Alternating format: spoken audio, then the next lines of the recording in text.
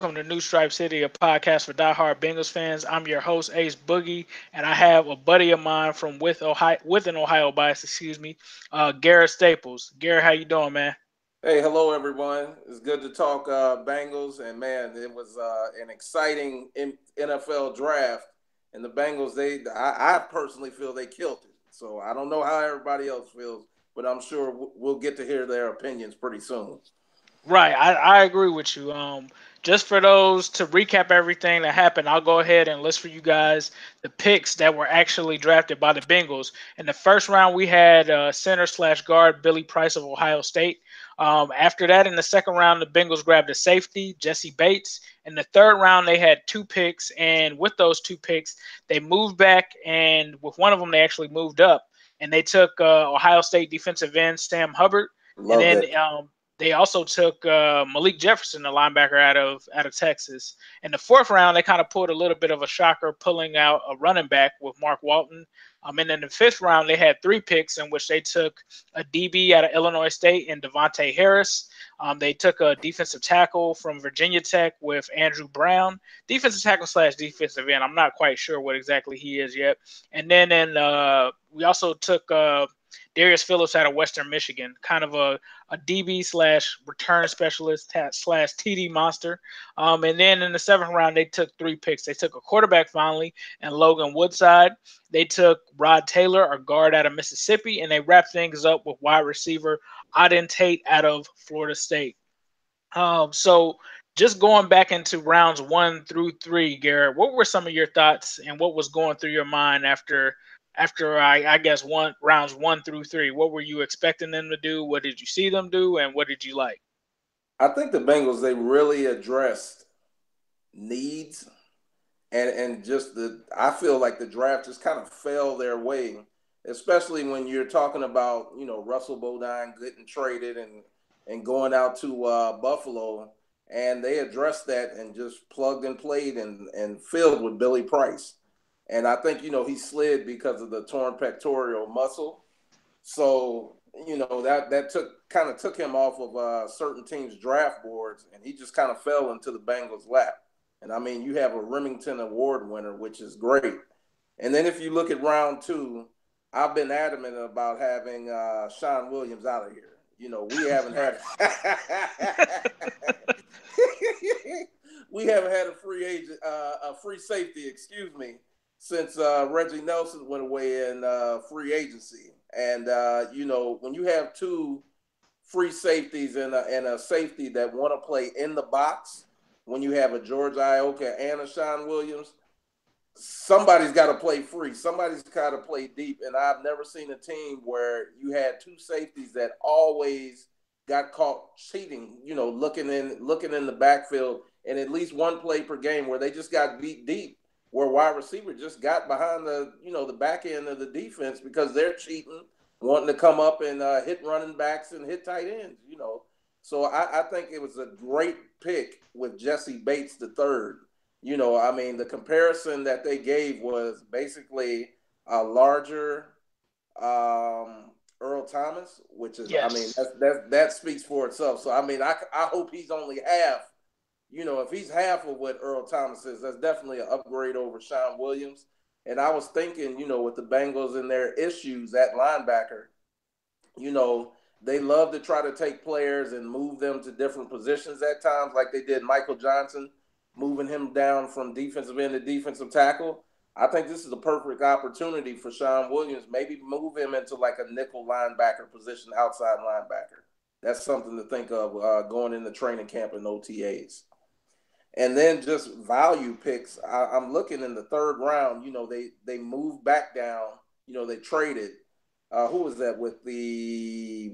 Was it the Bills they traded with, or I'm not? I can't. I can't recall exactly who it was they traded with, but Right, it right. was But definitely a value move. exactly, you trade back down. You get a Sam Hubbard. And he's a native Cincinnati Molar guy. So that was just a good feel good story for both Billy Price and Sam Hubbard. And excuse my Ohio State bias, but I mean, I was happy for us to start recruiting some hard nosed Midwestern guys who can play in cold weather. I mean, I think it says a lot. It's the division that we play in, and you got to have some nasty guys up front, to play in this AFC North division because it's not for the weak of heart. And then I look at it like, right there in the third again, you come right back at it, pick after pick after Sam Hubbard. You go and get a Malik Jackson, and let's face it, I said to myself, I said the Bengals have to address the linebacking course because Burfict's suspended. He's suspended for another 4 games. So to me, from what I just saw with the first 4 picks, that was an A for me personally. Right. Now, it looks like I actually looked it up, and it looks like the Bengals made that trade with the Chiefs in the second round. Correct. But I have to agree with you. I mean, there were a lot of fans that were kind of lukewarm on the Billy Price pick. But I look at it this way: before the Peck injury, it wasn't even debated that Billy Price was the number 1 center in this class. Indeed. And yes, guys like Frank Ragnow and some of the other guys, the center out of Iowa, they were in the discussion. But I think before that injury, I think we could all agree that Billy Price was the number 1 center. You also mentioned the AFC North in terms of the division. You mentioned it with Hubbard, but you could say the same with Billy Price. This is a division where you have to have those big guys that are made of that Billy Price mold that can hang with those guys. Not saying that Frank Ragnow couldn't do it because this guy did play in the SEC, but Billy Price, that's basically, I don't think there was any center out muscling this guy in the draft. So I think that Billy Price is a great person to have. And this is the thing I try to tell a lot of our fans. I'm like, how did we just go through all of these seasons of, Russell Bodine, Kyle Cook, Eric Gajacek, and we're complaining about Billy Price? Billy Price is better than any of those guys that I just named, easily better than any of them. And he fits the zone scheme. A lot of people were saying he might not fit the scheme. I looked at an article earlier, and I think it was off of CBS Sports, and they named the top linemen per position, so by center, by tackle, for the scheme, and Billy Price was like the 3rd name listed for center. So he's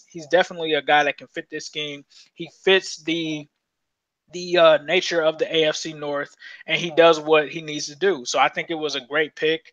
Frank Ragnow went right before him, and a lot of people, I think, and that's why you kind of have to wait until the draft plays itself out before you can kind of judge these picks, because there were people saying, okay, we could have gotten Billy Price in the 2nd round, and we saw that by 46, all 3 centers were off of the board. So who's to say that Billy Price would have been there in a second? You really can't say that. So the Bengals did the right thing. They went and got Billy Price.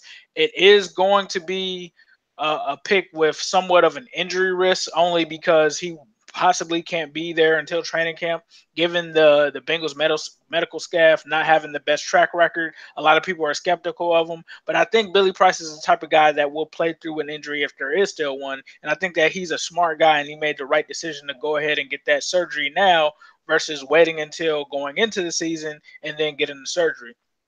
Exactly. I totally agree. And I mean, if you let's think about the Bengals historically. When our offense was prolific, you have to go back to Rich Brown. That's the best center we've had. I feel,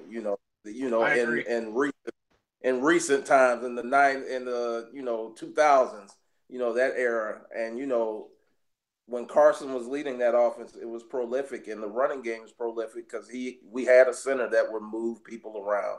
They would move people, and your running game was very effective, and we haven't had that. So I mean, to anybody, I have to say that Billy Price is definitely an upgrade day one over Russell Bodine. And like you said, it's smart that you get the surgery done now. You may miss some OTAs, that kind of thing or whatever, but when they go to put the full pads on in regular training camp, he'll already had the time to study the playbook. But when you're going in to putting the real pads on for linemen, that's where you make your money, is when you put the pads on. And when they go to regular training camp, he'll be ready and available. Right, I totally agree. And for those who may have not played football before, the center position is extremely important. It's the captain of the offensive line. So a Yes. lot of that stuff is not only physical but mental. And the fact that Billy Price will have majority of that time to learn the differences between the college playbook and the NFL offense, to be able to take that time and that knowledge and also be that leader on the line will speak volumes. And I think we'll definitely see a change there. I also like what you said too about the safety position. I agree with you. We needed a ball hawk safety. We haven't had one since Reggie Nelson has left, and it's shown. I mean, it's shown at the corner position. It's shown at the safety position. Like you said, we've seen a lot of guys have blown assignments, and the balls get thrown over the top of the defense, and guys get exposed, and guys drop interceptions. And those aren't opportunities that you can let go, because when you're playing in a division like the AFC North, those interceptions matter. I mean, we talk about Rich Bram and some of those early 2000s teams. How many of you guys remember how important it was for guys like Eric Reed and Troy Polamalu to make those interceptions? I mean, I'm talking about when Eric Reed played with Kyle Bowler, they still stayed in games because this man would pick off interceptions and take them to the house.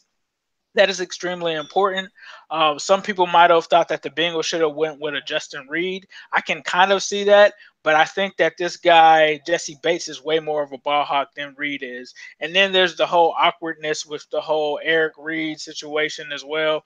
And I just think that they made the right choice going with Jesse Bates. I think that they felt like where they were at, which was 46, was too high to take him. And then they decided, hey, we have a lot of similarly graded guys. Why not drop back, add, and move up our third round pick and take another guy? And I think that they made the right move. I think Jesse Bates is definitely going to allow them to do what they need to do. Like you said earlier, Sean Williams needs to go. I don't know if they keep him, like you said, and move him into that hybrid role. I could see them doing that. But with all of this money that's due on the books, with them bringing in a guy like Cordy Glenn, someone is going to have to be a casualty of that. And it could be Sean Williams, but it also could be the fact that they want to run this formation with the three safeties that they kind of alluded to with Terrell Austin. So they have a lot of flexibility there. And I'm not going to say I was too surprised that they went safety that early, but I was kind of excited to see them go for a safety that early, especially when they barely missed out on Derwin James there at 17. And then I also agree with you with Sam bringing in that Ohio State, and that was the imprint of this draft. The Bengals did a lot of things in this draft that they haven't done, period, or in a while. Number one, you took a center in the first round. We can't say when the last time they've actually done that. I don't think they've actually even done that in the Marvin Lewis era. They took a safety early. Marvin Lewis has only done that once in his career here with us, and that was with Madieu Williams. They went and grabbed another one. And then they take Ohio State players. It's like, you have to give us somebody else than Boom Herron to hang our hat on. We appreciate it, Boom, but we need some of these marquee guys. I was so tired of watching the Bengals pass up on star Ohio State players and letting them get drafted to the Steelers. Now we finally have some of those guys. And I tried to tell a lot of people about the fact that one of the biggest needs that we had going into this draft was defensive end. And guys were like, no, that's not really a need. I said, it's definitely a need. When you let a guy like Chris Smith walk away, and you have that role that was kind of carved out by Wallace Gilberry, where you have the nickel DT / defensive end, that's a need. You have to have that there. So I wasn't surprised that we went and got Hubbard. That was definitely. I just want to add something real quick, which was very funny to me in the draft. Now, you remember in round 2, it was Michael Johnson who announced the pick, right? It was Sam Hubbard. Right. Okay, so we're all talking about money and free agency, right? And, where we can shave some dollars.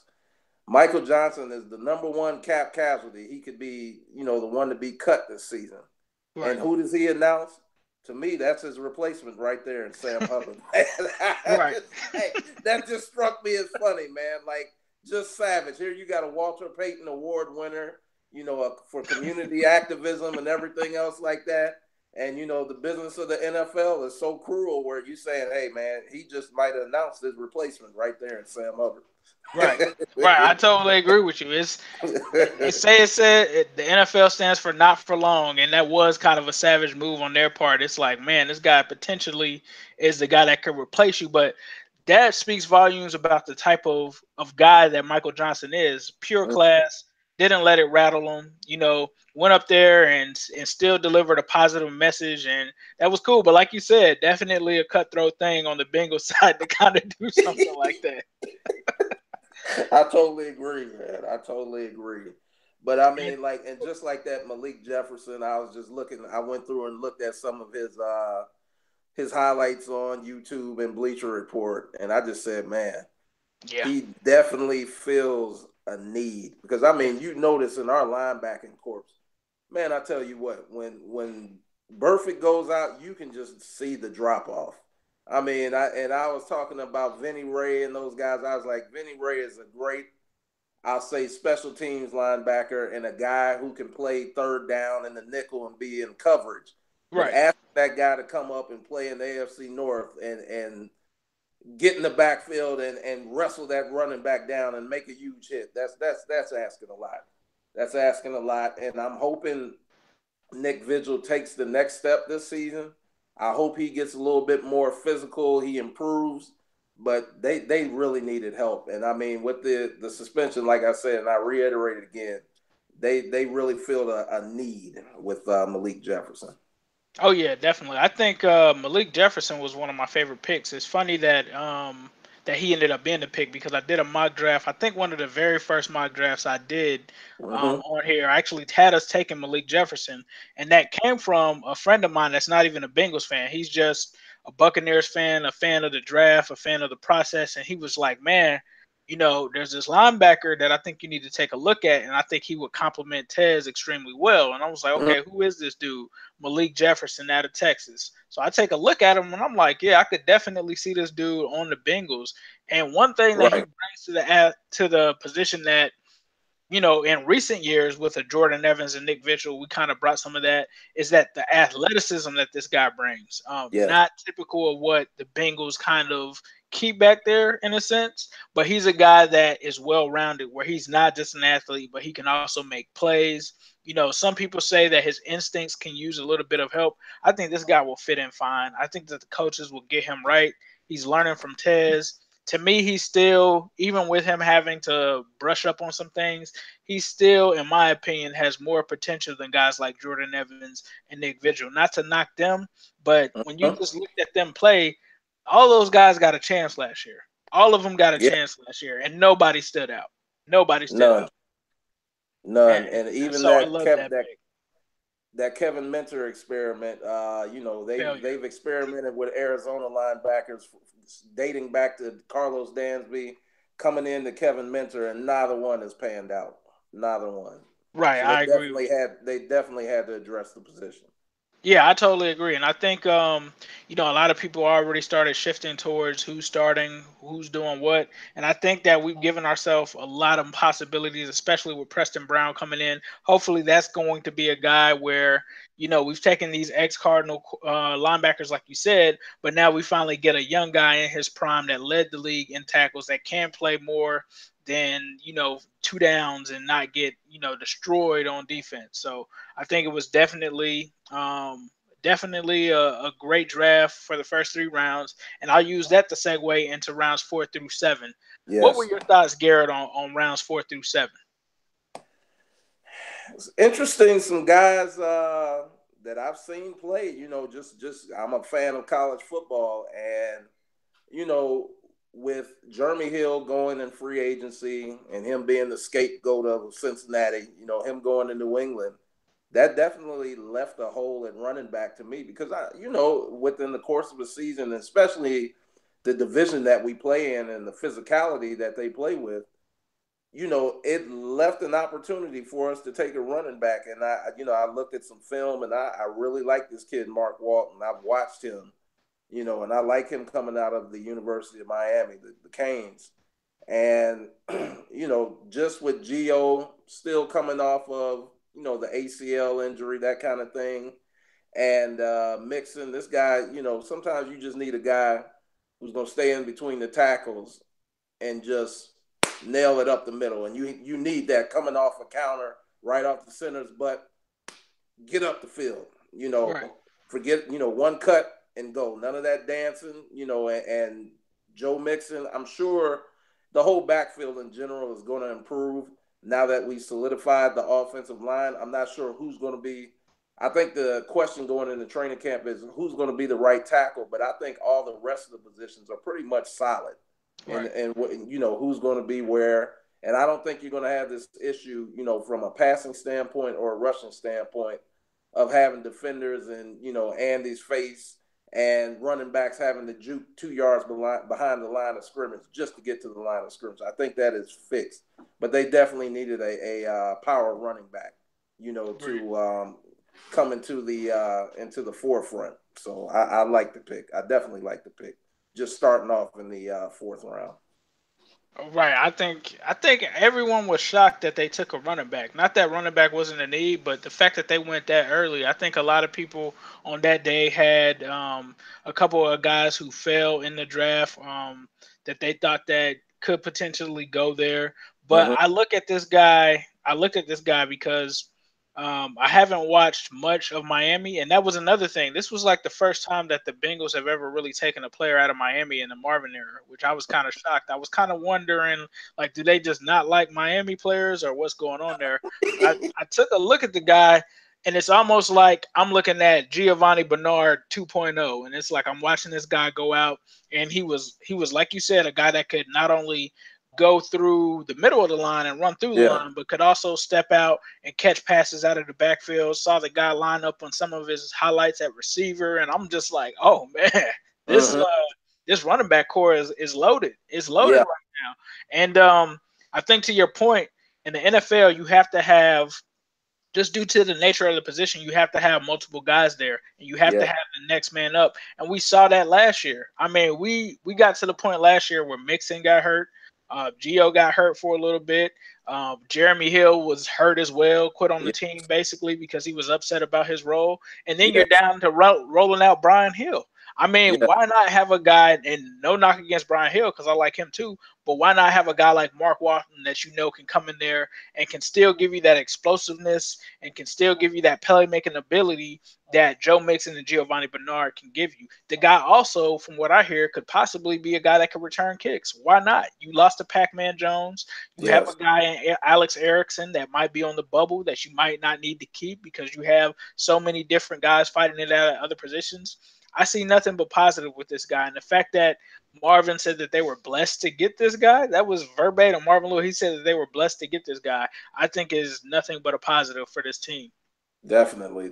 I'm just looking at, just going off of Pro Football Focus, and one of the guys posted in the group, and I'm just looking at the ratings for their draft picks. Billy Price, and this is Pro Football Focus, 83.8.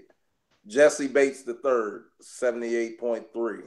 Sam Hubbard, 80.8. You're getting value in the third round. Look at a Malik Jefferson, 87.5 in the third round.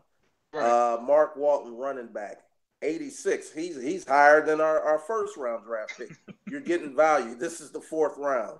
They didn't have Davontae Harris. I'm going to skip down to Andrew Brown. Virginia, 77.1. That's not bad for the fifth round. Come right back. Fifth round again, Darius Phillips, cornerback, Western Michigan, 84.2. Then you come right back, Logan Woodside, quarterback, Toledo. Now, I definitely got to look at film on him. I haven't seen Toledo this year, 84.1. And then you finish in the seventh round, Rod Taylor, offensive tackle, Ole Miss. And I like their program down there in the SEC, Ole Miss, especially before Hugh Freeze got into trouble. But he's at 83.1. So that just shows you the value of this draft and what they did with this draft class. Right. I totally agree. I think rounds 4 through 7, I kind of had some, I didn't see them going that way kind of moments, but it wasn't anything that was like, oh, they picked bad players. It was just some surprises because I think a lot of people expected them to take the tackle out of Oregon, but maybe it's the fact that the tackle out of Oregon was probably trash. I mean, the guy didn't go until late. I mean, some of these guys go late for a reason, whether it's usually if it's a medical or injury concerns, that means that the talent's still there. But if a guy is just going in the late rounds for no reason and it's not a medical thing or it's not any kind of off the field thing, then the guy is just trash. So I think for me, out of all of these picks, I really like the Darius Phillips pick, and that's just because right before here, I just checked him out. I saw people talking about him on Twitter. This is a guy that can not only play corner, but can also return kicks and just has that knack for the end zone. Every time I saw Yeah, this guy pick something off, it was a touchdown. yeah, It was almost like a bootleg version of Ed Reed, a Western Michigan version of Ed Reed. And I saw him do this against some of the big schools too. So I'm like, oh okay, yeah, he's just a small school guy. This isn't happening against anybody. And then I see him pick off JT Barrett, and then he's, headed for the end zone against a Michigan State. And it's like, this guy is pretty good. oh yeah, oh yeah. I mean, that Michigan program, they've played in bowl games and they've beaten big time Power Five conference teams. So Right. hey, they play legitimate competition outside of, like when they say your non conference schedule, they are Right. willing to do that and they win. So that's definitely a good program. So I wouldn't shun that pick of Darius Phillips. I think is a value pick, a need pick, and especially like you said with Adam Jones, moving on, we definitely the outside of him when he would do return punts, we didn't have anything electrifying, anybody in the special teams, and we definitely upgraded with the Darius Phillips. So I totally Right. agree with you. Right, and I'm glad you said something like that because when I say things like that, people always point to, "Hey, we have Alex Erickson," and it's not a knock against Alex Erickson. Alex Erickson is a solid returner. He just doesn't give you those electric plays, and you need that. I Yeah, think back to the Steelers playoff game. We needed that return when Adam Jones made that great return for us in that playoff game, coming from behind, and it seemed like anytime you needed that, and not only just the fans, but the coaches knew that too. Whenever they yeah, needed one, who did they throw back there? Adam that is correct. Jones. Adam Jones. That, But my that is favorite, correct. my favorite pick, and this was crazy because I was actually driving. I always pay attention to the seventh round, but I usually by the sixth and seventh round, I kind of start to shift to the phone just to check on, who else it is that's coming in. In the seventh round, I had saw that we took the quarterback, and I had saw we took the guard, and then all of a sudden, about 15 minutes later, my phone's going off, and it's friends of mine who, two friends that have nothing to do with the Bengals. They're not Bengals fans, and they're Mm-hmm. texting me, and they're like, "Bro, y'all just got the steal of the draft," and I'm like, "Steal of the draft? Who are you talking about?" Y'all just drafted Auden Tate from Florida State. And I said, "Oh, okay, this is a dude that you guys have been telling me about before. We were Mm-hmm. just talking about the draft, and they were just saying this guy's going to be a steal for somebody." So I proceeded to look the guy up, and, Mm-hmm. and this guy is just a red zone nightmare. 6'5", 225 pounds. The first play I saw on this guy's highlight tip is him mossing Minka Fitzpatrick, the safety that got taken in the top 15. And I'm like, oh boy, this wide receiver room this year is gonna have some competition. And Yeah. so then I took it to the next level and looked at his Pro Football Focus rating. He had a pretty good rating on there. And then I looked at this 82.3. Yes. exactly 82.3 for a guy in the seventh round. This guy was projected to go in the fourth or fifth round. And being that this receiver class wasn't the strongest, this is a guy that is pretty good. So my friend said that he's definitely going to be a steal. He said that the only reason he went so late is that he probably should have stayed in school one more year. But I looked at the guy, and he had six touchdowns the first year that he really had some time out there, and the last year he had 10. This guy caught Yeah. all red zone touchdowns, and to me, I think coming from our position, where AJ Green is the alpha dog, when you get into that red zone territory, why not have a guy like this guy Auden Tate that could sneak in there and be a huge factor? He's a guy that I'm really interested in paying attention to throughout this process. Well, you know who he sounds like, and you'll probably remember him. He came out of Florida State a while back, and he went to Arizona. He got drafted by Arizona. What's the wide receiver's name? I can't think of it. And Uh, he went to the Ravens as well, and he won a Super Bowl with the Ravens. Man, Very physical. And they said that, and it sounds like his 40 time is what kind of also held him back. hmm. Because he's just a bigger guy. It's at the tip of my tongue. I can't think of the wide receiver, but he Are you went to talking about Florida. Anquan Bolden? Yes, Yep. yes, yeah. When you start as you were going down and just talking about Auden Tate, that's who just struck my mind as his player comparison. Right. would be Anquan Bolden. And I lived in the Baltimore area for a while, so Right. I had to deal with Raven Nation, and I saw him, and I think we really need a guy like that, just especially where it sounds like if he doesn't play wide receiver, if they say they keep LaFell or something like that, Right. or whatever the case may be, we all know, I would like for him to stay healthy, but Glass Man, Tyler Eifert, if Right. he gets hurt, this sounds like a guy that you can an impact player where just to keep him on the field, you might give him some reps at tight end. Right. So that might be another opportunity for him to get on the field, or think about if we go if Bill Lazor goes the New England route, and say we do the double tights where you have, imagine the Eifert, and imagine you just splitting Alden Tate out at another Right. tight end position, and you're attacking the middle, Right. and so that definitely opens up the top side for AJ. So I mean that's you're just adding more options, and hey, you can never have enough weapons on the offense, and we really needed to replenish our wide receivers since the definitely Marvin Jones Jr. leaving, him being gone, going in free agency to Detroit, and the same thing with Mohamed Sanu going down there to Atlanta. We had to replenish and restock the shelves at wide receiver. So because like you said. Just like the linebackers, we've seen a lot of these guys, and I even like that Cody Core, but we've seen a lot of these guys in pressure situations where they just don't have the juice. And let's be real. So Right. Right. And I think Tate is a guy that they took late, but is a guy that could definitely challenge. yeah, Um. So with that, let's talk about who you thought was the best pick and who you thought was the worst pick of these 11 picks. I know it's a lot of them. And let me know if you need me to run through them again. But who do you I'm think looking was at it.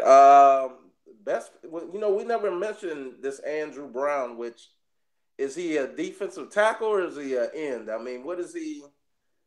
I don't It know. look I think the list that I have has him listed as a defensive tackle, but I think yeah, he's one of those swing guys. He's kind of like the Marcus Hardison, Wallace Gilberry kind of guy, where he's kind of built like a defensive tackle, yeah, but can swing between that nickel defensive tackle position and that defensive end. But I believe he played defensive end in college, but defensive end. transferring to that 4-3, I think he's kind of sized up to play that nickel DT slash swing defensive end position. Okay. I just think, man, we've and I've been complaining so long to get Bodine out of here. I gotta go Billy Price, man. And Right. I've been praying. I was like, just let him fall to us, man. Let him fall to us. And just coming from that culture and what Urban Meyer recruits, and I was just having this conversation with a friend of mine, well, actually my uncle last night, and I was like, when Jim Tressel was here, he recruited the Midwest mainly, Ohio, then the Midwest. With Right. Urban Meyer, you really have to be even better now because he's getting 4 stars and 5 stars, and he recruits nationally. Right. So he handpicks the best out of Ohio, and you see a lot of these Ohio kids going to other schools in the Big Ten and the SEC because that same pool, they're not recruiting all Ohio; they're going nationally. So Billy Price was a 4 star out from Northeast Ohio, the Youngstown area, Austin, Ohio, I believe, and that says a lot to me. And just the competition that they played against from Oklahoma to SEC schools and what he did, to me, I saw some people where they said you can get him in the second round, but I said nah, I'm not so for certain for that, And my only gripe is that the Ravens of all teams, you know how I feel about them. They Right. landed the quarterback, Lamar Jackson. yeah, Lamar Jackson. I hated that. If they didn't take Billy Price and they took Lamar Jackson in round one, I wouldn't have been upset with it. But I understand in football, you win in the trenches. You win up front. And especially in our division, like I said, like the AFC South is starting to get a little bit rugged, but they were one of the weakest divisions. But in the AFC North, we all know if you don't have an offensive line and a defensive line, you can't win ball games in our division. And to me, I've actually played the center position. Billy Price that's the pick to me, where you have to make the calls for the offensive line. We had one of the worst centers, per Pro Football Focus, who was always getting pushed back. There's plenty of times I've seen on film where the guy he's getting turned around, and the nose tackle's just running right up the middle, getting to the quarterback, and that can't happen, man. That can't happen. And then, who am I questionable about? I don't have anything bad to say about him, but I'm not familiar with Logan Woodside. I don't know. But I figured that we needed a backup quarterback to replace AJ McCarron going up there to Buffalo. So, I have to. He's got a decent rating, so we'll see. We'll see. And a lot of those MAC school quarterbacks going back to Big Ben, and I'm trying to think. It's another name. I'm thinking Chad Pennington and those guys. Yes. MAC schools. MAC schools produced some great quarterbacks. So we'll see. Yeah, I really agree with you with the Billy Price pick. I mean, just the fact that Russell Bodine is gone and we have a competent center just Yes. speaks volumes. But just for the viewers, let me try to look at someone else that I think I would take as the best pick. Honestly, I think it's Billy Price. But I'm gonna go with Malik Jefferson, and I'm gonna go with him just because I think that this guy's ceiling is so high that he can finally be the guy that Tez has been sorely missing in terms of having a partner that he can roam with. We all wanted Reuben Foster, and by no means am I thinking that this guy is Reuben Foster. But why did we want Reuben Foster? We wanted Reuben Foster so we could pair that guy with Tez. We wanted a guy that could bring that same intensity, that could have that huge impact on the defense. And we've been looking for, and I hope that this is the guy. We've been looking for a guy that can cover tight ends. I can't say it enough. We have not had that guy that can cover tight ends, cover guys in the slot, have the athleticism. It was supposed to be Nick Vigil. It was supposed to be Jordan Evans. Neither of those guys really panned out at being that piece that we've needed in the defense. That's not a bad pick at all, because if you look at the Pro Football Focus ratings, he's the highest draft pick that we have. So I can't argue with that at all. When you look at 87.5, man, he's about a 90. So, that just goes back to Duke Tobin and Marvin and the scouting department and what they saw. So, you got this dude at basically like the bottom of the third round. Right. So it just speaks volumes. If I didn't go Billy Price and I go by need, it would probably be Jefferson, or it would either be Jesse Bates the third for me, because our secondary has been atrocious for the past couple of years. It really has. For me, really has. And then I just wanted to add one thing. Just looking at some of the guys from a regional perspective, they had a lot of guys like a Billy Price that he wanted to stay in Ohio. You have a Sam Hubbard from Cincinnati. You have Jesse Bates the third, Fort Wayne, Indiana. So, that's basically a suburb to me. That's like, you're either in Indianapolis or you're here. You can get here in Cincinnati in a quick one. So that just says to me, this go around, normally they do a lot of drafting within the SEC. I believe, they've put out the most this year again in the draft or whatever. It's good products that came out of there. But I think they kind of switched back, and you could see that Marvin, normally they don't attend Ohio State's Pro Day, but they were there this year. Right. They were there. They were present in Ohio State's Pro Day, and they kind of went more with some Midwestern guys who can play in this division, man, and play in these cold weather games and not be affected. Because I've seen some of these guys that we drafted from the SEC, and I was like, man, it's a difference when you're playing in 25 and 30 degree weather, and if you don't have that dog mentality, it'll hurt you. And with us, you know what the bar is for Cincinnati.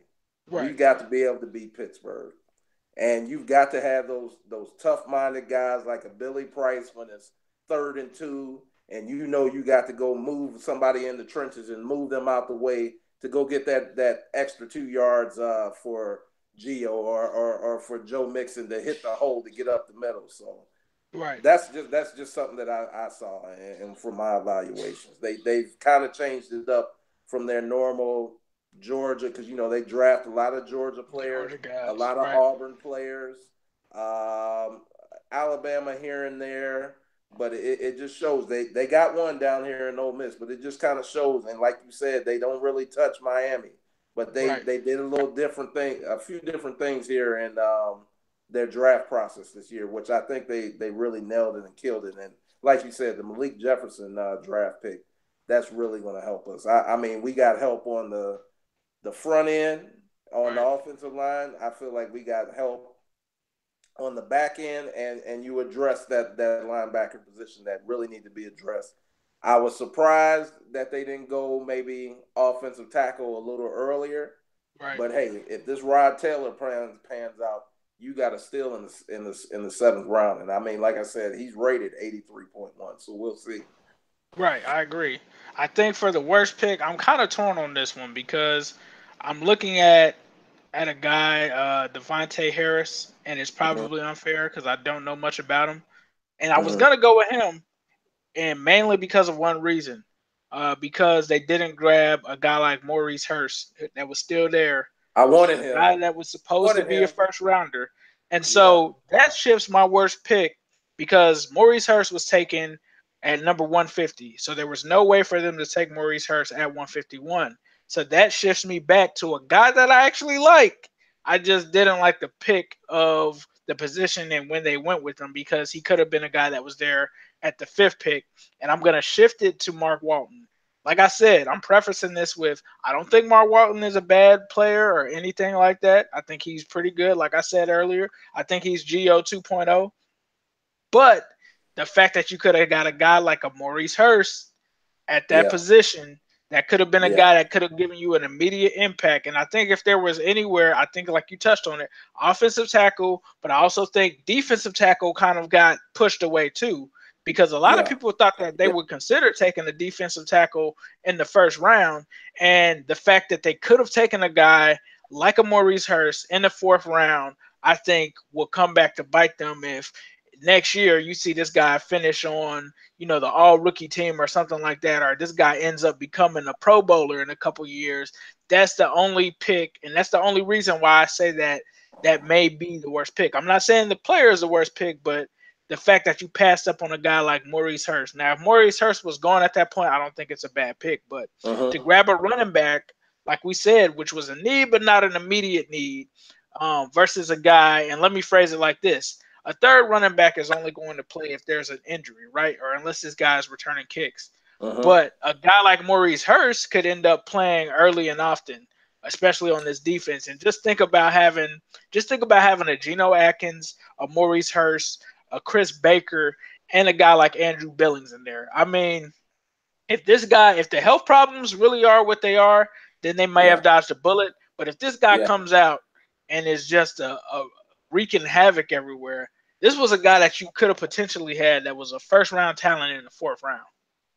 Well, it just kind of says to me, some of the depth that they have, and Right, I guess they kind of in the fifth round they came back and took Andrew Brown, which is right, kind of that Maurice Hurst kind of type mold, right, where because he's not a huge Hurst is not a huge D lineman, but he's the kind that kind of gets to the quarterback. He's not a run stuffer, and right, then to me it just shows how comfortable they felt, and the Bengals might have felt that they addressed it in free agency with bringing in a Sam Baker, to right, be another to be that run stuffer, right, and then this has got to be where the emergence of Andrew Billings, you got to right, make your money this season, right. and then also it tells me how comfortable they felt, and I happen to like this kid from that team up north, as we call him, Michigan. I like what Ryan Glasgow did Glasgow, last right, Glasgow, Glasgow did last year. So that just tells me how comfortable they felt to where they went running back, and then came back in the fifth and went to Andrew Brown and passed on Maurice Hurst. So we'll see. Like you said, it's undetermined. If he's rookie of the year or something like that, then we'll feel it. But if not, right, you know, you get their right, thing and their logic and why they right. did it. Right, exactly. I mean, honestly, it was hard for me to really pick any of these guys, and I just was like, okay, that's the only one that kind of had me like, running back. Not an immediate need, definitely a need, but not an immediate need in the fourth round. Right. But yeah, I agree with you. If Andrew Brown comes out and I think not even just Andrew Brown, I think what you said earlier about Billings and Glasgow and Uh-huh. Baker, I think they feel confident there because if they didn't, then they wouldn't have waited so long to take a DT. Right. And I had the chance to watch Virginia a little bit, especially like when they played Miami and, Right, when they were doing all that turnover chain stuff, right, and I just, Virginia has a pretty good program. I think Al Groh is still there as the head coach, right, and they were pretty physical in the trenches. So I don't know. This Andrew Brown, and I just think that the ACC, the SEC gets all the headlines. The right. ACC has been producing on the low a lot of good talent. I think Bradley Chubb, what he came out of NC State Yep. or yeah, NC okay. State. So the ACC is putting out some good defensive linemen and offensive linemen as well. So it Right. remains to be seen, but I'm kind of positive on Andrew Brown. I think he'll do well. Okay. Now, with that being said, who do you think from this rookie class will have the biggest impact? It always starts up front. Like they say, you better have a good nose tackle. You better have a good center. To me, it's Billy Price day one. I mean, they just like they showed how important is it.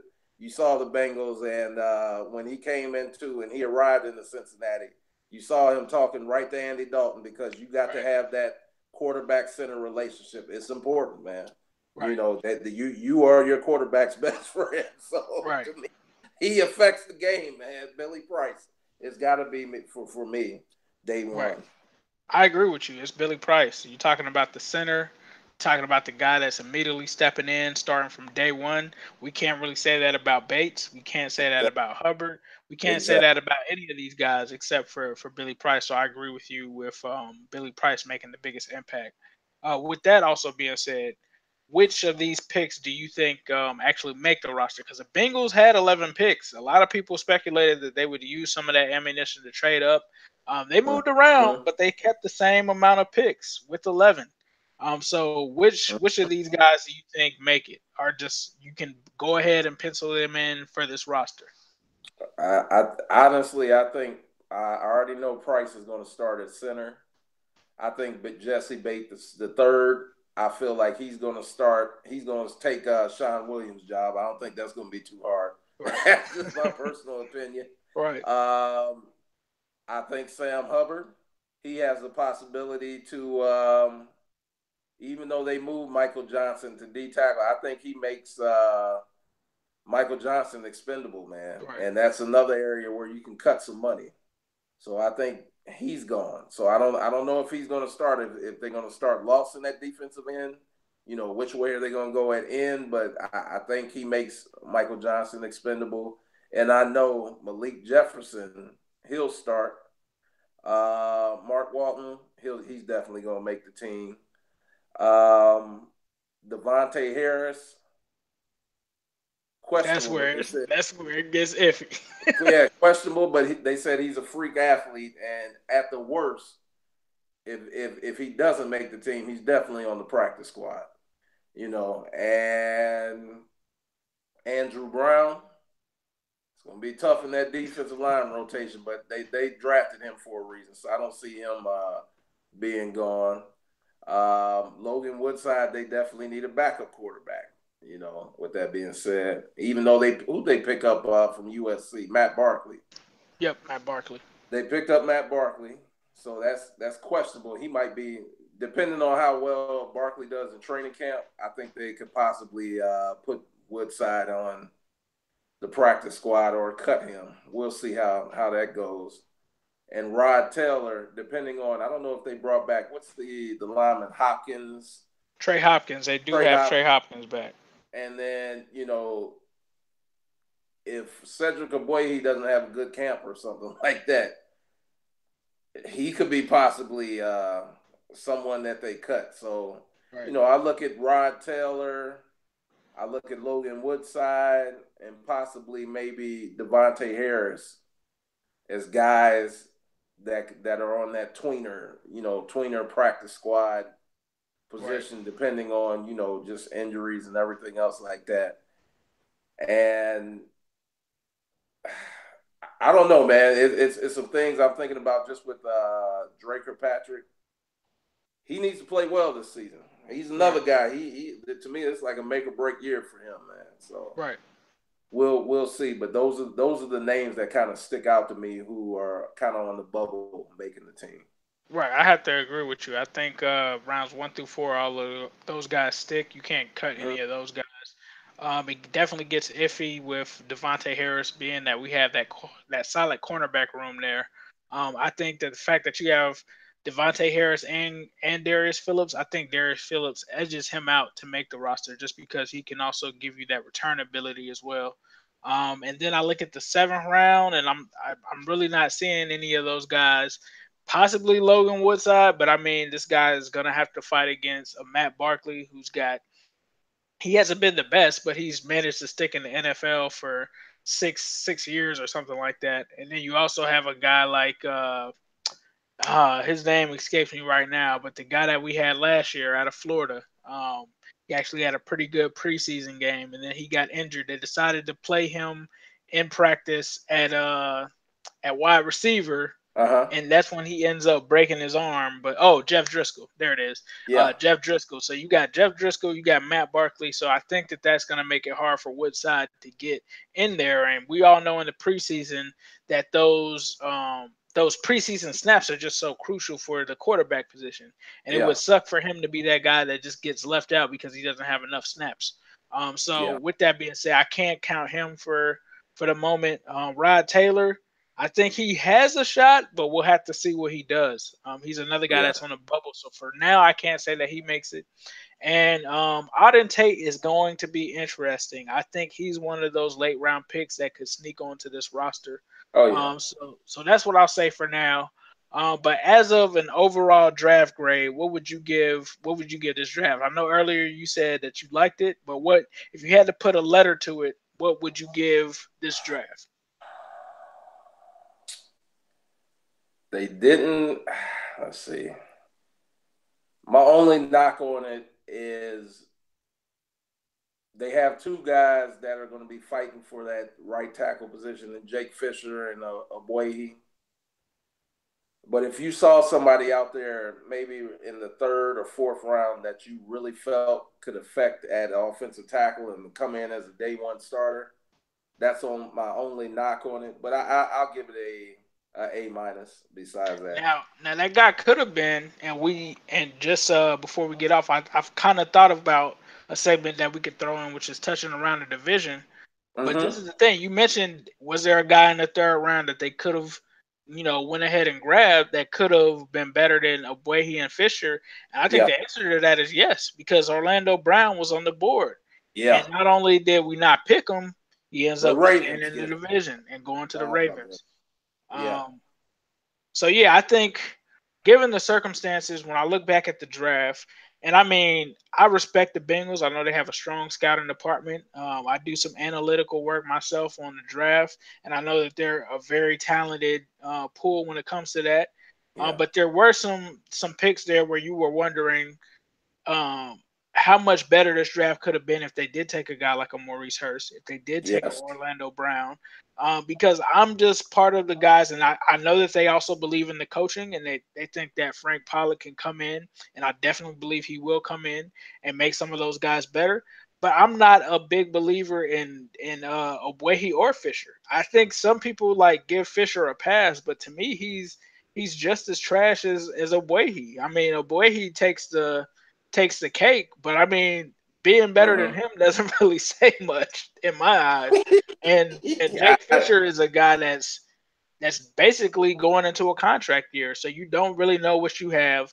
And this could end up being the Dre Kirkpatrick of right tackles. And no diss to Dre, but it's just, and when I say that, I mean that this is a guy that you don't really know what you have. You spent so many seasons where he never really got to really play. You never really got to see what he could do.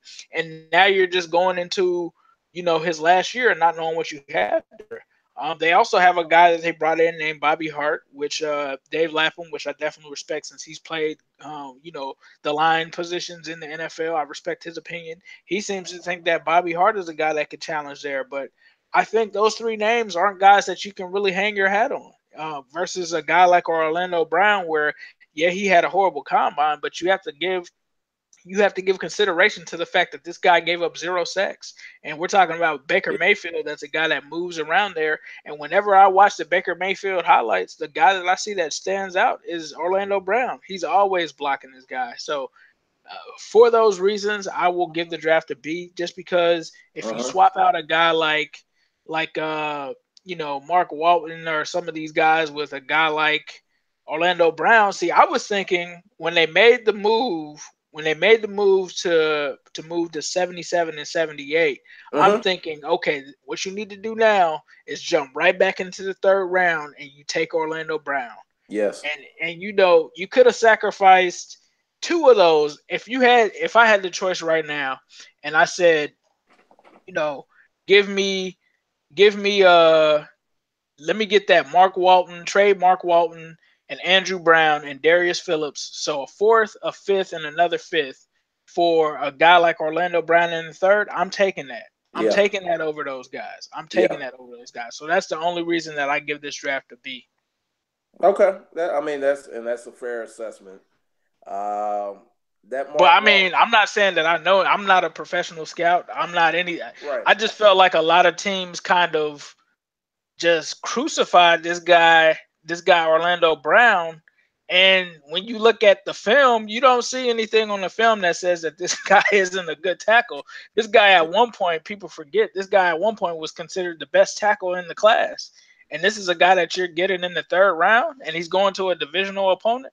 Well, look, I'm an Ohio State fan, and we played them last season in Right. Oklahoma and Norman, and then in Columbus. And the film to me stood out. I said, and I had this conversation with a buddy of mine. He's an Alabama homer, Right. and I said, look, man, it's not all about what you do as a workout warrior at the combine. To Exactly. me, what translates is how do you play when you're in pads. Right. And when he plays in pads, he doesn't give up any sacks.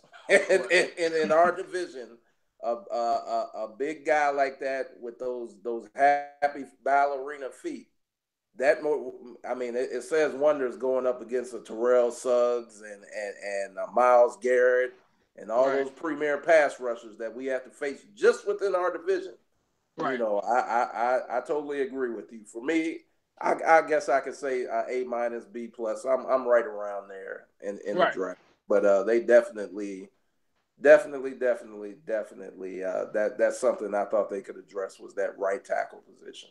But Right. And I, outside of that, it just shows to me, just like we had that conversation about Maurice Hurst right. and what they drafted and what they got in free agency, the depth that they have, and why they felt comfortable maybe going another way. That just says the same thing to me as far as with Orlando Brown, even though to me, is certain things that are important. A center on your offensive line and your offensive tackles. You got to have bookends.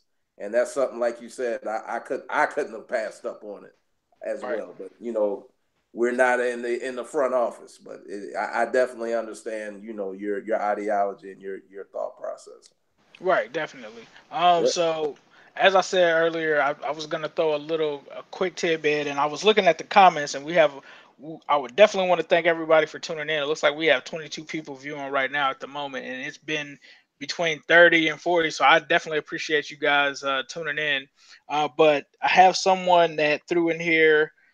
They wanted to see. It looks like you broke the rule. Spoon said that he wants to see what we think about Quentin Flowers, one of our very notable unrestricted or undrafted, excuse me, free agents that we signed.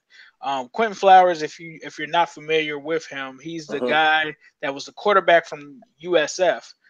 So a mobile guy, he was pretty solid actually. Uh-huh. That Bengals actually signed to their practice squad. So now we have what, 5 quarterbacks in there? That quarterback room Yeah. is getting pretty hot and heavy. Well, he kind of sounds like what was the guy we got from Tampa Bay, Josh. Josh Johnson.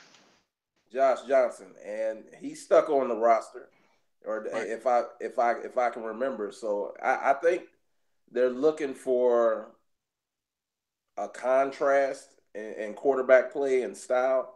You know what you have in Andy. He's kind of a guy who can, move around in the pocket. He's ran that, at TCU they ran a little bit of that RPO run pass option type game a little Right. bit. And Matt Barkley is more of your traditional just sit in the pocket type quarterback. But you could always use a quarterback where you can run some different type looks or some wildcat actions or whatever. So to me, I think it's a plus.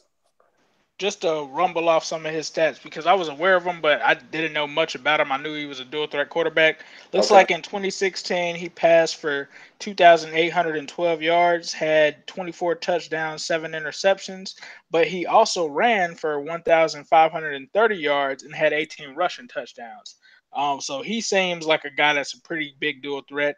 Last season he had 2,900 passing yards, 25 touchdowns, and 6 interceptions, and ran for 1,000 yards and had 11 touchdowns. So this guy could be a sleeper, man. I mean, it seems like that scouting department knows And what they're doing what's over his there. name again now? It's what? His name is Quentin Flowers. I remember seeing Quentin him Flower. during the combine and everything. Right. Yes, Quentin Flowers. So he could possibly be our next Muhammad Sanu because Muhammad Sanu was our guy, our Wildcat guy. So Right. definitely could be. Hey, you never Right. know. Hey, if there is a guy that could have made it from that undrafted free agent status, it sounds like it could be that guy. I think we Yep. also, if I'm not mistaken, we also signed one of the Ohio State linebackers. You might be more familiar with him than I am. I think it was Mm-hmm. oh Chris man, Worley. Chris Chris Worley. Worley. Chris Worley. Yeah, he's a. I think he would be a good linebacker. He'll definitely start day one on special teams. Right. And he can play a little bit of outside and mixing it in inside and outside. So I think that's a value kind of guy that has a possibility of making the team because he can do multiple things and he can play multiple positions. So Right. that definitely could be a help. Okay, well, the last subject that I want to talk about is to just not only touch on our draft, but let's talk about around the division. What were your thoughts on the Baltimore Ravens, the Cleveland Clowns, and the Pittsburgh Squealers? What were your thoughts on the drafts that they had? I really felt like, man, as much as I can't stand them, Baltimore, they really had a solid draft. That, like you said, that Orlando Brown pick, just that alone, that's signature Ozzy. Right, And for them to move back up and go and get a Lamar Jackson, move back up into the first round, that says a lot, man. And he's in the perfect situation because I think all of these quarterbacks, I don't think any of them are day one ready. All of them to me can, if not half a season or a full season, would benefit from just sitting down and learning. And I think Lamar Jackson's in the perfect situation where it sounds like he's going to sit at least a full season in Baltimore behind Flacco. But lately, these past couple of years, Flacco has been injury prone. But from what it sounded like, they said with the Ravens, Flacco signed that big deal after they won the Super Bowl. They backed up the Brinks, but the last of his guaranteed money is at the end of the season. right, So, you let him play this season, and then if you want to cut Flacco, you give him that year to learn, and then, hey, the Lamar Jackson there is the following season. So we'll see. And then I look at the Steelers. Who was the quarterback they got? Mason Rudolph. Mason Rudolph out of I believe Oklahoma State, and that looks like the heir apparent to Ben. Because Oh yeah, now it looks like to me personally, I really think like this is Ben's last season. You might get 1 year, maybe to two more, but I personally think this is his last season, and this is the perfect transition for them to go over, to have a new quarterback because Landry Jones, Josh Dobbs, them guys are bums. It's just that definitely. I mean, I'm just gonna call it for what it is, and they like a larger type quarterback, and he fits that bill. The guy looks sturdy, Right. and in our division, you got to have a guy who can sit in that pocket and take that hit because you're going to get hit with the defenses that we have. So I think all in all, they did well. And then I look at Cleveland.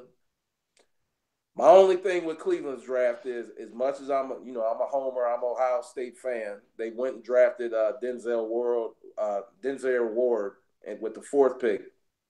But it's questionable if you could have went. You could have went and taken in the first pick. You could have took Saquon Barkley, and then you could have came back and maybe taken a Bradley Chubb. But I know they had to get their quarterback. So I'm not upset at that, but I think, even with taking Baker Mayfield, I think with that fourth pick, I would have had to taken Bradley Chubb and paired him up. Now you have two defensive ends, two bookends, like a Myles Garrett and then a Bradley Chubb. And that would have rivaled defensive end-wise and pressure-wise of what they have out there in San Diego. What's the kid, Melvin Ingram and Joey Bosa? And Joey Bosa, I think that's your two best defensive end tandem. But now that the Broncos have Bradley Chubb, now you got Von Miller coming off one side and Bradley Chubb off the other. That's my only argument with Cleveland. But to me, you have to get that quarterback position right, and they haven't got that right in over 2 decades since Bernie Kosar has retired. And we know how long he's been gone. He was playing when Boomer was playing. Right. So that's how long it's been that they've gotten since they've had a legitimate franchise quarterback. And I know there's a lot of guys that said Sam Darnold should be the starter or should have been number one. But I remember seeing, USC play against Ohio State and Sam Hubbards and Tyquan Lewis and all these guys, Jalen Holmes, and Nick Bosa, Joey Bosa's brother, he's already ranked by Mel Kiper Jr. as the number 2 pick in the draft. With that being said, all that athleticism and that kind of speed, I don't think he saw a lot of that in the Pac-10, those kind of defenses. And that's what he's going to see in the NFL, all those type of athletic defensive fronts. And he struggled, man. He really struggled. So to me, I just think that, a lot of people are making that comparison of Johnny Manziel and Baker Mayfield. And I'm thinking you have a 4-star, 5-star quarterback who has pretty much had everything given to him. He was just gifted athletically. And you had a Baker Mayfield who went as a walk-on to Texas Tech. Here he's an Austin, Texas kid that was right in Texas's backyard. And he loved Texas. They didn't even recruit him. And he ended up having to walk on at Texas Tech. He walks on to Texas Tech, and then he ends up transferring to Oklahoma, walks on to Oklahoma, and then becomes a Heisman Trophy winner. So that just tells me hard work. And being that Cleveland is a blue-collar town, they're definitely, I think, going to rally and gravitate to him. So I feel like they got their quarterback, so I understand it. I just, like I said before, the Bradley Chubb pick and going Denzel Ward in the fourth, with the fourth pick, I think they should have made the Chubb pick instead of the Ward pick. But that's apples and oranges now. We'll see. Right. Well, I just spent some time to look back through some of the picks for around the division. But to me, the draft that scared me the most in terms of divisional opponents, I have to give my hat to the Ravens, man. Yeah. Like you said, yeah, grabbing a guy like Lamar Jackson, and everyone knows that watches my channel how I feel about Lamar Jackson. I just got to the point where I knew the Bengals weren't going to take him. But this was a guy, and this is to me the difference between our front office versus a front office like the Ravens or a GM like Ozzie Newsome. And that's no disrespect to our guys, but we're not willing to move on from Andy Dalton because our front office thinks so highly of him. In Baltimore, you're talking about a place where they've kind of, in a sense, won Super Bowls, and that's not to say that they're better than us, but they've won a couple Super Bowls. They were willing to take a guy like a Lamar Jackson, even though they had a guy that's already hosted a Lombardi for him. That speaks volumes. And for them to make a trade like that was just like, wow, okay, he's going there. And then not only is he going there, you watch the interview after he gets picked, the guy is pissed. The guy said that as soon as he gets on there, it's on. Every single team that passed on him is on. So I'm looking at it like, okay, not only did we not get Lamar Jackson, he's coming to the division and twice a he's year. pissed. And we And already know that Joe Flacco is not going to have a hold on that starting position for long. So yeah, you got a guy that's got the chip on his shoulder, the size of a boulder, because all of these teams passed on him. He's been hearing the entire time that he's not a quarterback, that he can't do this, that he can't do that. Even though when you look at the guy's numbers, they're amazing. We just talked about Quentin Flowers, and he's a guy that's a mobile quarterback. Well, yeah, Lamar Jackson's passing numbers are almost double that guy, and he yeah. still can run. And it's the thing that was so unfair to his evaluation for me is I do my research on all of the prospects. So I look at what offensive schemes they played in. I Yep. look at everything. I look at the stats. The guy played They in the pro style offense. And Exactly. people are talking about, Not a oh, you have to spread craft an offense. offense for this. He played in the pro style already. Offense where he had to make reads and throw in tight windows. Oh my God! And you can't I name any of his get receivers. You I can't get it. name his offensive line. It's just ridiculous. And he goes to the Ravens. And this was the thing. I think Ozzie wanted to make an impression on this last draft. So we have to deal with that. The AFC North is changing. I remember a time where people were like, mobile quarterbacks don't work in the AFC North. Oh, it's going to work. You're talking about they just drafted possibly the next Randall Cunningham because he can run like Vic, but he can also throw. He can throw better than Vic. And a lot of people, I just don't understand it. They were kind of discounting that pick, and I'm like, I'm kind of worried about that, bro, because for the next 5 to 7 years, that's going to be what we have to deal with. And when you just another thing that scares me, when you look at Deshaun Watson last year, the guy did nothing in the game but had a 97-yard run against us. That was the only thing that he really did. And you mean to tell me we're ready for somebody like Lamar Jackson? And this guy's faster than he's faster. He's faster. Oh my and goodness. more elusive when he gets out the pocket. Exactly, and that's the thing. So that goes back to what is it? The Malik what's the linebacker out Malik Jefferson. Malik Jefferson. That just with adding a guy like Lamar Jackson, that just shows you how important your linebacking corps has to be and how athletic they need to be to bring a guy like that down. Right. And something else I heard, and I think it was from one of my other friends, the new Ravens coordinator is the guy that was with Mike Vick in Philly when he was there. If I'm not, yes, that's what I heard. A friend of mine said that the new offensive coordinator, because they got rid of the one from last year because our offense was so bad, but the guy that's there now, from what I heard, and this is per one of my friends, said that it's the same guy that was there when Michael Vick was there, where Michael Vick had his best year in the NFL as a quarterback, is there with Lamar Jackson. So that basically says the handwriting is on the wall for Flacco. Yeah. So Flacco. Yeah, I think Flacco's out of there. And then especially with that big money deal that he got, it's basically you're a 1-year rental. Right. And basically, Lamar Jackson just needs to learn from him for this year. And I can really see Flacco being cut after Flacco. So this is the scenario that kind of comes to mind when I think about the Flacco situation. Mm-hmm. It really reminds me a lot of Tony Romo. And it also reminds me of I can't even recall the guy's name now, but the guy where Russell Wilson took his position in preseason. Matt Flynn, that's who it was. Matt Flynn, yeah. Those two situations come to mind because the way I see it is Lamar Jackson's going to get the opportunity to play in preseason more than Joe Flacco.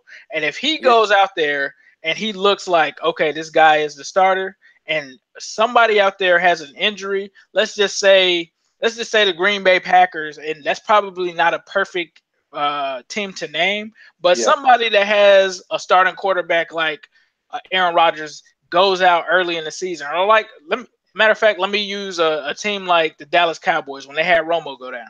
Yeah, you're gonna be jumping on the phone and saying, "Hey, we still have Joe Flacco over here. Let me get your two first rounders for next year and the year after that, and come and get this Joe Flacco." And most guys will probably jump at the ability to do that because some guys need that franchise quarterback, and Joe Flacco is better than whatever you have there.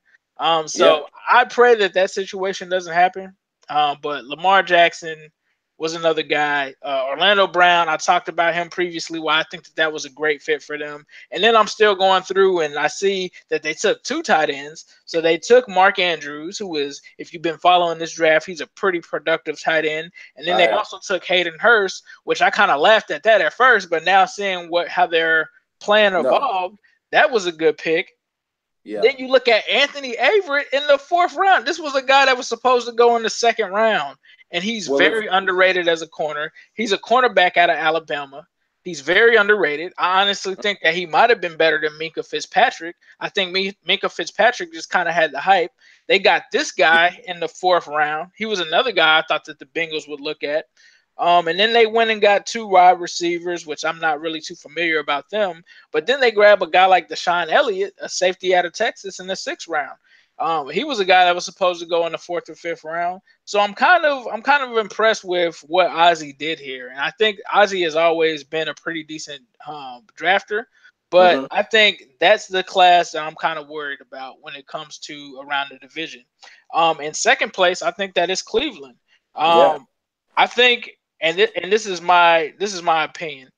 I didn't know much about Baker Mayfield going into the draft, but I rely heavily on Pro Football Focus when I'm going through and listening to them break down draft prospects. When I'm looking at them put together their board, Baker Mayfield was their number 1 far and away quarterback that they had. And when I went back and started to look into the guy, his backstory, like you said, being a guy that walked on. I believe twice, right? Was it twice? Yeah. Was it that he walked on at Texas Tech and then also had to walk on at Oklahoma? Yes. Yeah, a guy that walked on twice. And I'm looking at every category that they're talking about. And I knew this myself because I do my whole analytical breakdown and I go through the stats and I'm looking at this guy and I'm like, this guy put up numbers.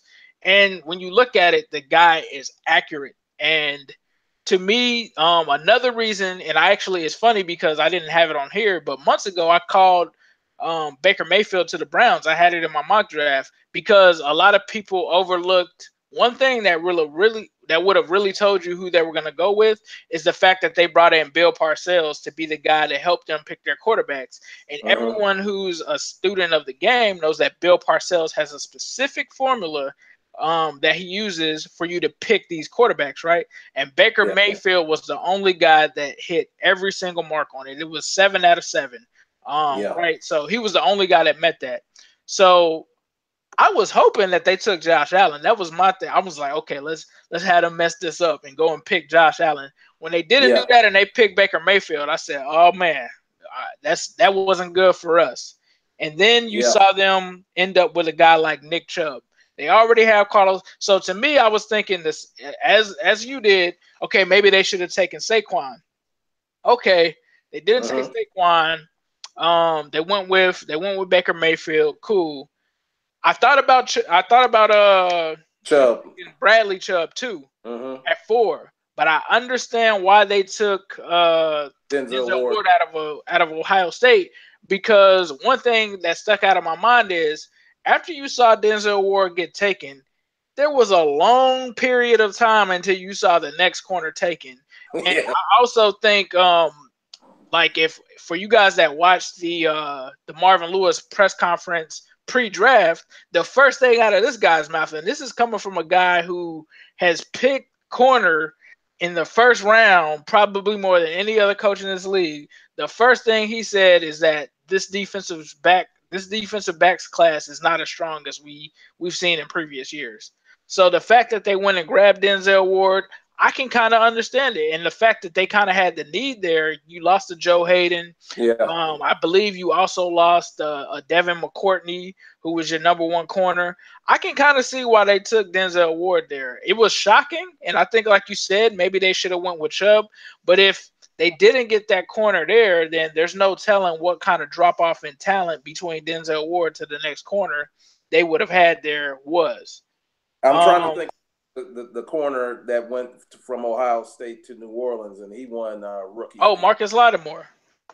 So that kind of tells you about the DBs and DBU was coming out of Columbus and why they did it. So it makes sense to me. Right. Another pick that they had that kind of had me like, whoa, because I thought we were gonna get him. In round 4, they went and got Antonio Callaway, a guy that kind of flew under the radar because he had character concerns, Yeah, but was a pretty solid guy out of Florida.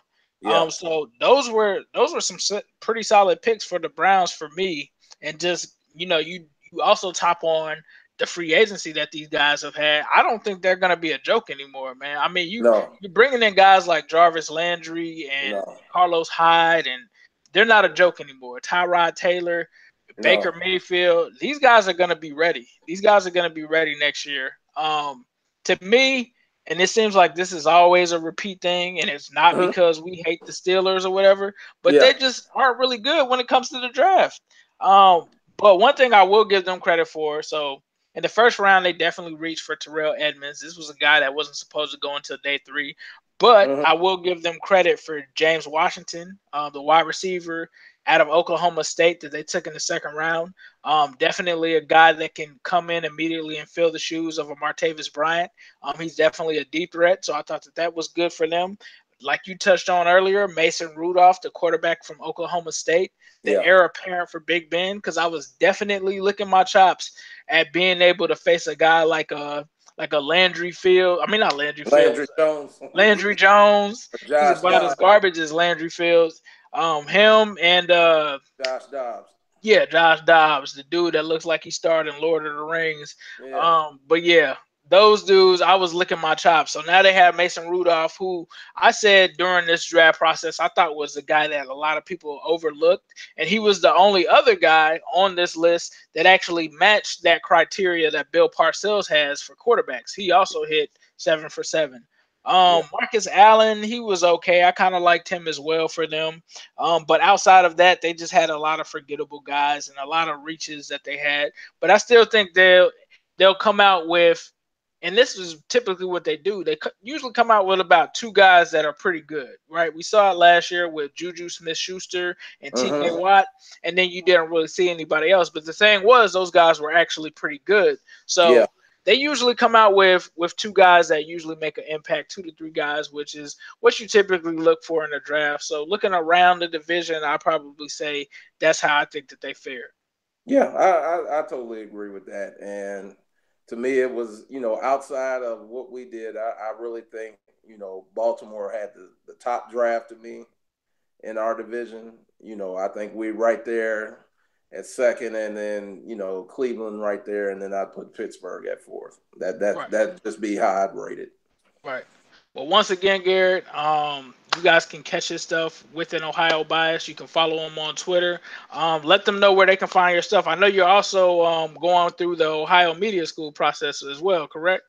Yes, I'm going through the Ohio Media School process up there. I went to the introduction program here in Cincinnati at Madisonville, and now Nice. I'm doing the sports emphasis, what I really what came there for. Right. And they have an actual program that's a little bit more established up there in Whitehall and Columbus.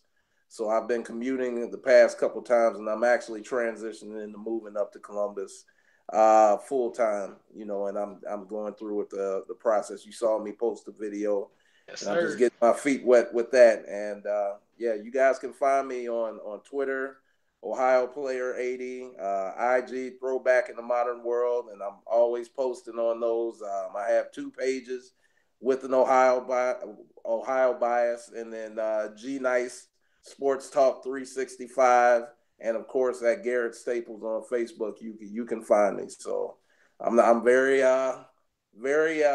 approachable, and I love doing this. I love talking with you guys, man. Right, man. I almost had to hold it because I'm holding this guy up. But I mean, definitely does great work. Make sure you definitely check it out. And this guy, this is gonna be small time for you in a while, man.